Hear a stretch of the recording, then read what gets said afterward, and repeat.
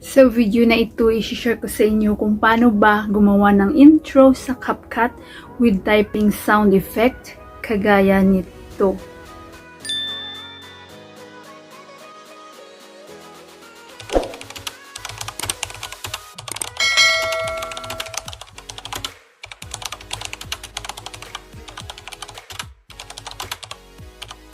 Hi guys! Welcome back to my channel. Kung bago lang kayo sa channel ko, ako nga pala si Annalyn Tapa. Welcome kayong lahat. At kung hindi pa kayo nakapag-subscribe, i-click nyo lang ang subscribe button sa baba at pakiclick nyo na rin ang bell notification para ma-notify kayo sa lahat ng mga videos na i-upload ko.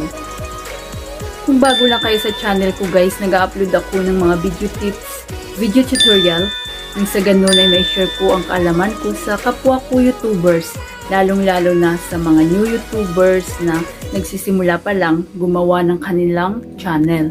May mga videos tutorial ako guys how to use TubeBuddy para makatulong sa paglago ng inyong mga YouTube channel, how to rank your video in search, paano ba gumawa ng YouTube thumbnail using InShot, paano ba gumawa ng YouTube thumbnail using CapCut, paano ba gumawa ng YouTube outro using CapCut, paano ba gumawa ng YouTube intro using InShot, at marami pang iba guys na tsak na makatulong sa inyo, lalong-lalo na sa mga new YouTubers na nagsisimula pa lang gumawa ng kanilang channel.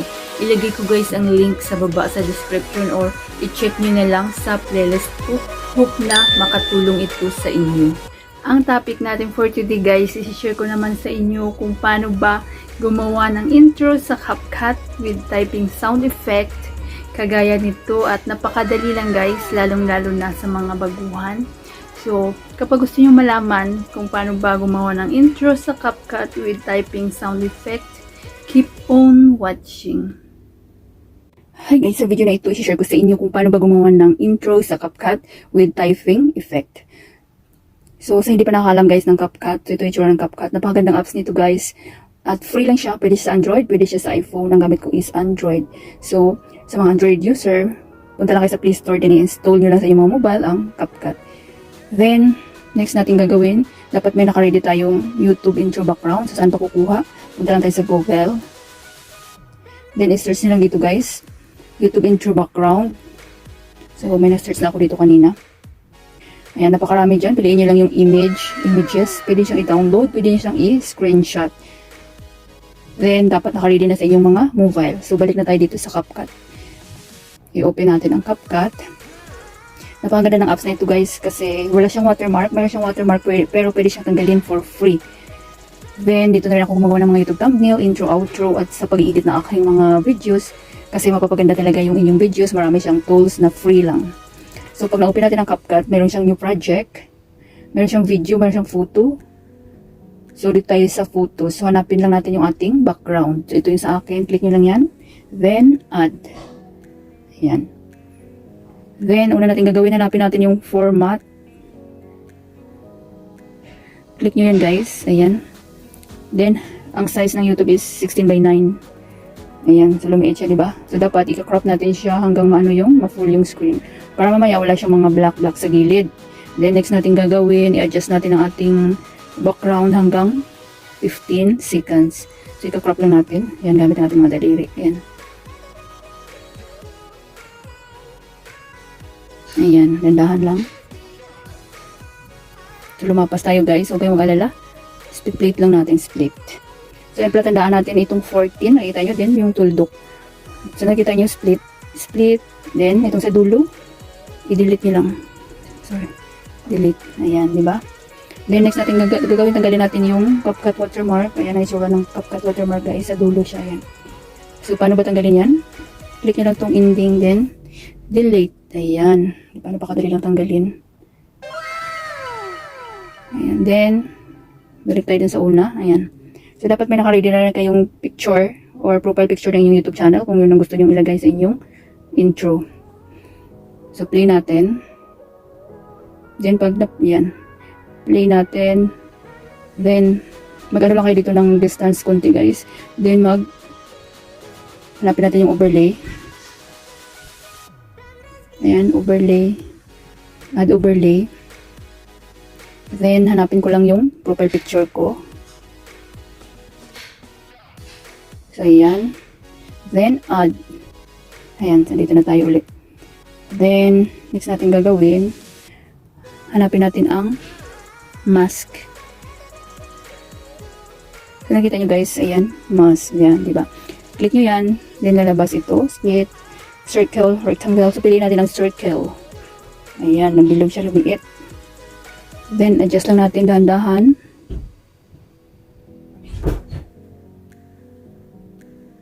So, ayan, dapat tandahan lang guys at bilog siya. Ayan, diba? So, depende sa inyo kung ano yung gusto nyo ilagay na picture. So, sa akin, mas gusto ko yung profile picture ng aking YouTube channel. Then, pag na-adjust nyo na, click din natin tong picture. Then, i-adjust natin na kasing haba din siya ng ating intro. Ayan, diba guys? Dapat kasing haba din siya ng intro natin. Background, intro, background. Then, ipi-play natin. Yan, then stop. Click natin yung profile picture natin. Then, lagyan natin ang animation. Piliin natin yung in. Then, piliin natin yung feed in. Then, i-adjust natin guys hanggang 5.5 lang. Ayan. Play natin. Ayan. Lumabas yung profile picture natin. Stop natin. Ayan, pag lumabas yung profile picture natin, stop. Ayan. Then, mag-add na tayo ng text. So, hanapin natin yung i-back lang natin. Text. Then, add text. Then, welcome to my channel. Welcome. Ayan, so welcome to my channel. Then, daming mga style dyan guys, effect. So, click natin ang style. Then, daming mga kulay dyan na gusto nyo, kung ano yung bet nyo. May pink, blue, may green. So, sa akin, piliin ko itong white. Simple lang. Ayan. Then, i-move lang natin siya sa taas. Ayan. Diba? Then, i-adjust din natin siya na wait lang guys. Then, pwede rin kayo pala mag-add dito ng click nyo itong stroke. Then, bold, italic. Ayan. So, para may style siya, click nyo yan. Ayan. Then, ayan, parang slide siya, slanting, di ba? So, yan ang piliin ko. Depende sa inyo kung ano yung bet nyo. Then, check. Then, adjustin natin siya na kasing haba din siya ng ating intro. YouTube intro background. Ayan. Tap nyo lang guys. Dandahan. So, i-play natin. Ayan, lumabas yung profile picture natin. Then, welcome to my channel. So, click nyo yan. Lagyan natin ng typing effect.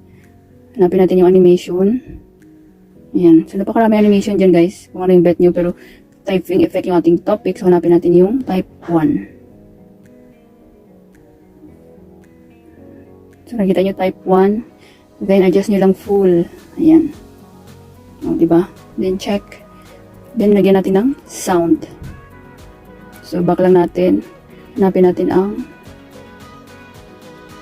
so, dapat pantay din yung inyong text. Click nyo yan. Then, hanapin natin yung music. So, ayan. Audio. Nakikita nyo. Then, dito tayo sa effect. Then, hanapin natin yung mechanical. Ayan. So, napakaraming sound effect din si CapCut. Pero dito tayo sa mechanical. Then, hanapin natin ang typing long. Then, click nyo yan.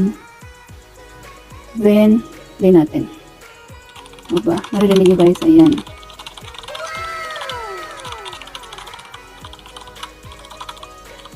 Then, i-split lang natin na wag kasing pantay din siya dito sa ating mga background intro. Ayan. So, click nyo lang yan. Split. Then, delete. Ayan. Play natin.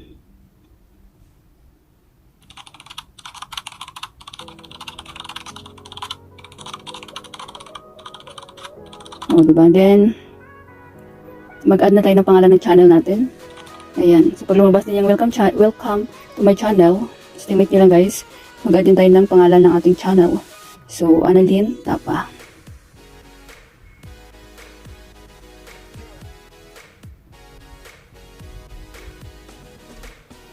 Then, adjust natin na mumove siya gamit ng ating daliri. So, depende sa inyo guys kung magkaiba ba yung kulay na gamitin nyo or same. So, sa akin, click ko yung style. Then, piliin ko itong parang green. Ayan. Diba? Para match siya sa background. So, depende sa inyo kung ano yung bet nyo. Then, palitan lang natin. Ayan. Kasi maglagay pa tayo mamaya ng subscribe button. Then, check. Adjustin din natin to na kasing haba siya ng mga background natin at profile picture. So, tap lang natin. Ayan. So, ang purpose na para magpantay siya guys, para mamaya sabay-sabay siyang mag-exit. So, play natin.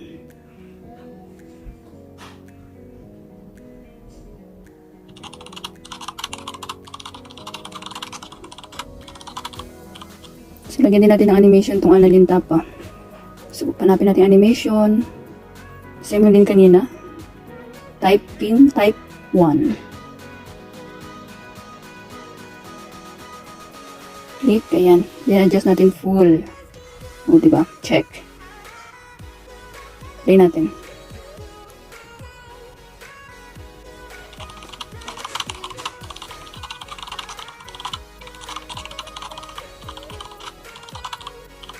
Diba? So, kulang na lang subscribe button.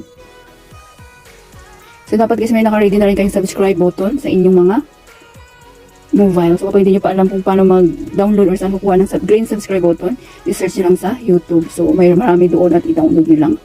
So, play natin. Dito pag lumabas yung ano natin, yung picture, maglagay na rin tayo ng subscribe button. So, i-back lang natin. Add overlay. Then, hanapin ko lang yung aking green subscribe button. So, ayan siya. Click nyo yan. Add. Then, hanapin natin yung chroma key. Ayan, nakita nyo guys, chroma key. Then, yung bilog, i-move nyo lang. Ayan. Then, intensity, full. Shadow, full. Check. Play natin. Ayan. So, dapat sa baba siya nakapwesto. Adjust lang natin. Mamumove naman siya guys. Click nyo lang yan. Then, ayan. Ayan, adjust natin. Kaya na bahala. Mag-estimate. Ayan.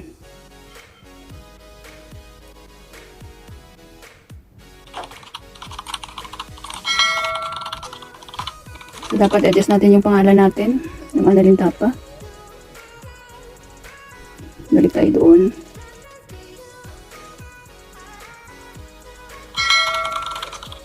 Click natin yan, then adjust lang natin konti guys. Ayan. Then, move din natin itong ating profile picture sa taas konti. Ayan. Daan lang. So, adjust lang natin guys. Pati itong ating welcome to my channel. Ayan. Palitan natin konti. Ayan. Then, profile picture. Ayan. Try natin i-play.